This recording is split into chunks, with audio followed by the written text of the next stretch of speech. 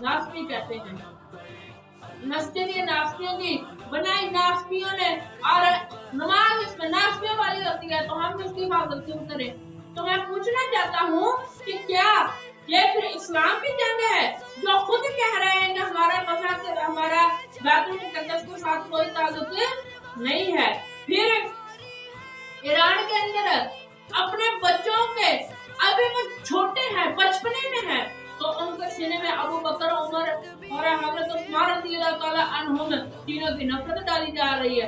कह रहे हैं जनाब ये हजरत अबू बकर, हजरत उमर, हजरत उस्मान, ये सीधा नाम लेकर कह रहे हैं कातिल ने हजरत फातिमा रज़ियल्लाहु ताला अन्हा है, उन्होंने हजरत फातिमा को कत्ल किया।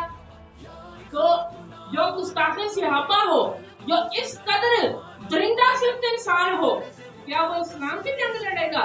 क्या वो लोग इस्लाम की जंग लड़ेंगे जिन्होंने करबला के अंदर बुलाकर इमाम हुसैन को शहीद करवाया? हाथ देकर बुलाने वाला ये लोग, शहीद करने वाले ये लोग, हजरत इमाम हुसैन रज़ियल्लाहु ताला अन्हु के कातिल शिमर, वो इनका बड़ा हजरत मौला अली रज़ियल्लाहु ताला अन्हु का कातिल अब्दुर्रहमान इब्न मुलजिम, वो उनका बड़ा।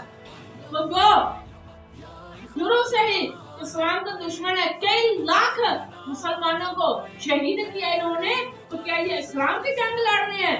ऐसा नहीं हो सकता कि कोई बंदा चार पटाखे इनके देख कर जनाबे वाला अकीदे को बदलना शुरू कर दे।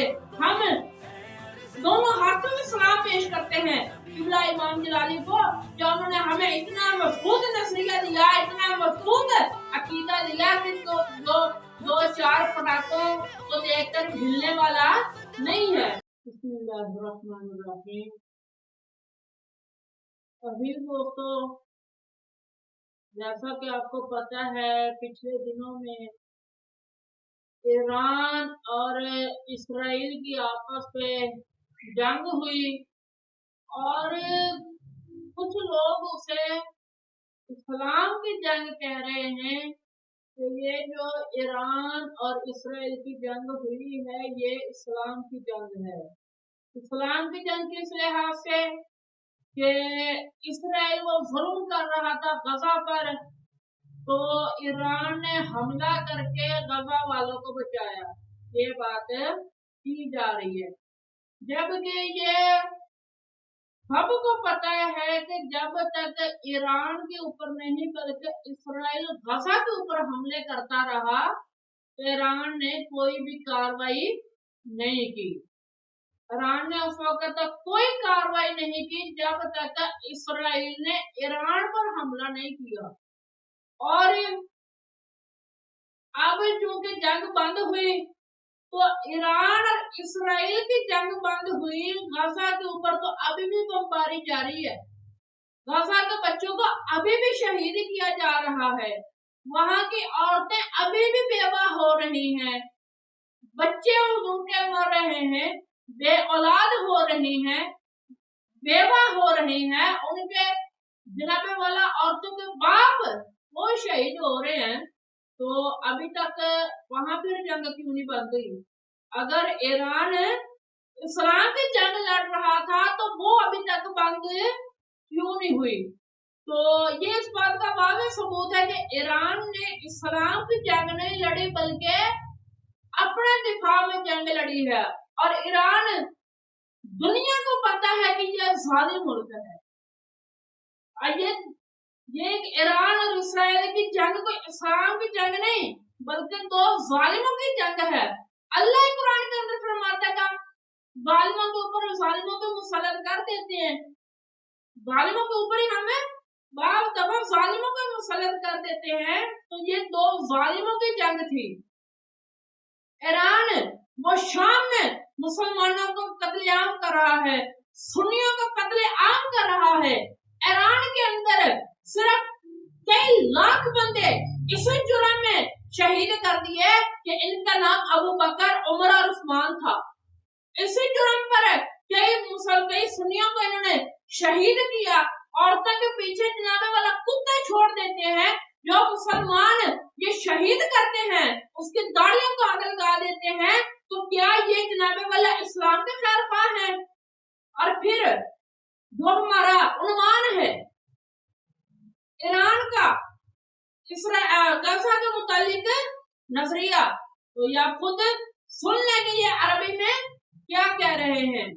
عندك انت انه القدس هذا عبارة عن مزبلة، كان زبالة، كومة مع الازبال مكنوسة، وماكو مسجد اصبحت يرمى فيها القمامة. هذا الموجود الان هذا مسجد عمر، بناء عمر. شنو قيمة القدس عندي؟ لك ما تسوى قيمة ما لها، لكن عالي الشيعي افضل من القدس. ان عالي الشيعي انا اروح اموت لي شيعي على مود القدس؟ هو شنو هو القدس؟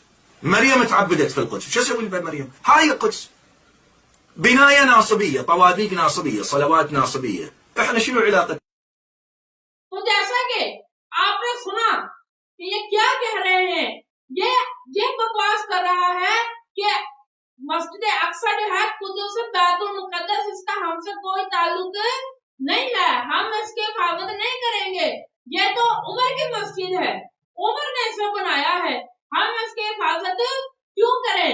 اور جو دوسرے نمبر پر بولا وہ یہ کہہ رہا ہے کہ یہ بیت المقدس، یہ جو مسجد اقصی ہے، یہ تو ناسبیوں کی ہے، یعنی سنیوں کی، یہ تو ناسبیوں کی مسجد ہے، کیونکہ رافضی جو ہے یہ سنیوں کو ناسبی کہتے ہیں. مسجد یہ ناسبیوں کی بنائی ناسبیوں نے، اور نماز اس میں ناسبیوں والی ہوتی ہے، تو ہم اس کی حفاظت کیوں کریں. تو میں پوچھنا چاہتا ہوں کہ کیا یہ پھر اسلام کی جنگ ہے جو خود کہہ رہے ہیں کہ ہمارا بیت المقدس کے ساتھ کوئی تعلق نہیں ہے.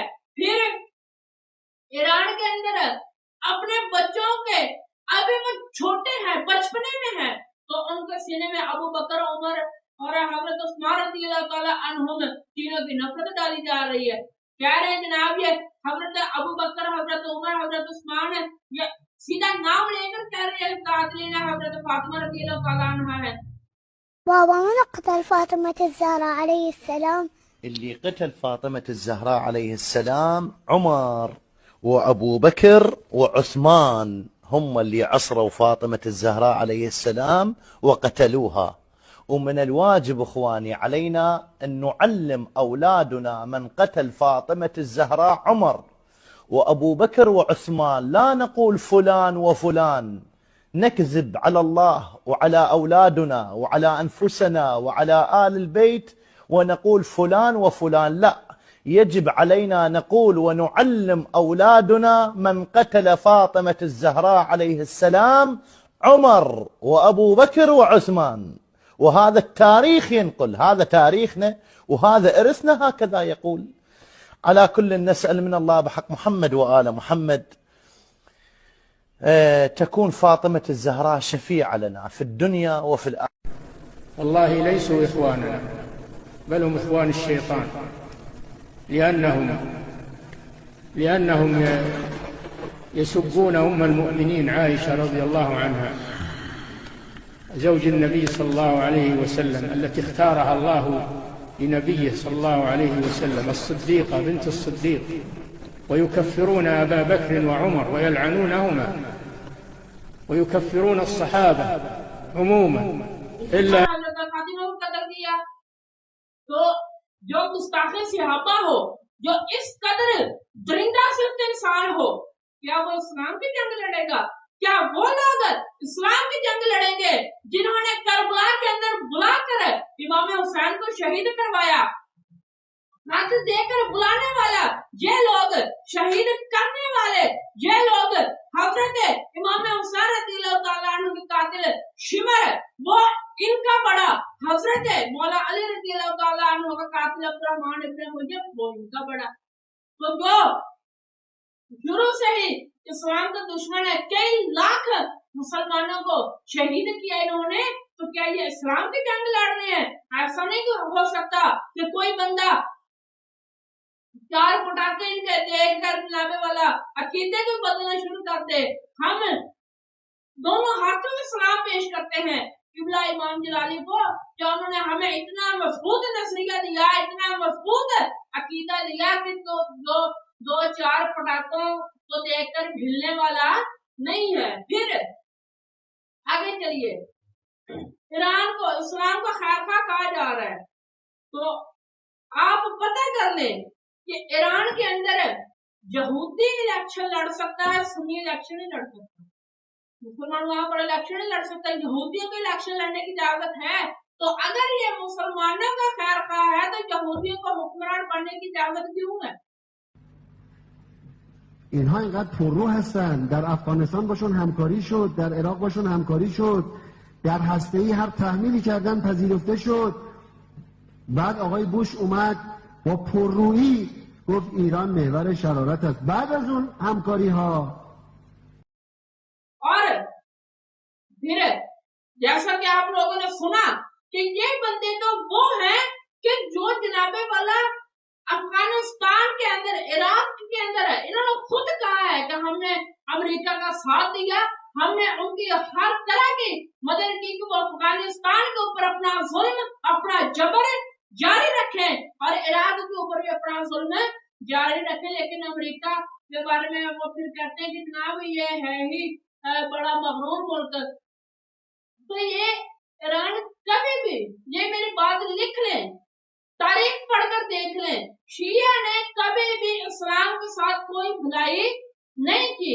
یہ تو سور نے کتے پر حملہ کیا، کتے نے اپنا دفاع کیا، بس یہ جنگ ہے، اس کو ہر چیز میں اسلام کی جنگ نہیں کہا جا سکتا۔ دعا اللہ تبارک و تعالی ہمیں ایسے فتنوں سے بچنے کی توفیق عطا فرمائے اور اس طرح کے فتنوں کا ہمیں مقابلہ کرنے کی توفیق عطا فرمائے۔ وما علینا الا البلاغ المبین۔